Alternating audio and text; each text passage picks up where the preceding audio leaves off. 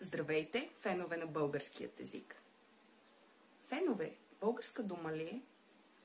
Именно за това ще си говорим днес. Кога чуждите думи помагат на българския език и кога му вредят.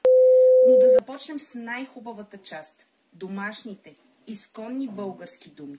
Българският език е запазил думи още от епохата на индоевропейския език. Споделям мнението на известния наш езиковед Любомир Андрейчин, който казва: можем да различим два вида чужди думи в нашия език. Едни, които допринасят за обогатяването му, и други, които са непотребни и дори вредни за езика ни, тъй като той си има хубави, точни свои съответствия срещу тях.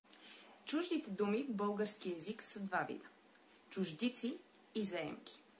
Заемките взимаме назаем от други езици, просто защото нямаме такива думи на български, като например кафе, тиган, тенджера, художник, философия, математика.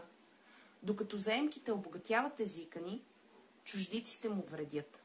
Точно за това днес ще ви представя едни от най-често използваните чуждици и тяхното съответствие в българския език. Започваме класацията с класика. Окей. Като на български език съответствието е добре, хубаво, съгласен съм. Не разбрах кога творчеството се превърна в креативност. Имаме много по-благозвучните думи майсторство и сръчност. И на първо място в класацията уникално, при условие, че имаме невероятните български думи.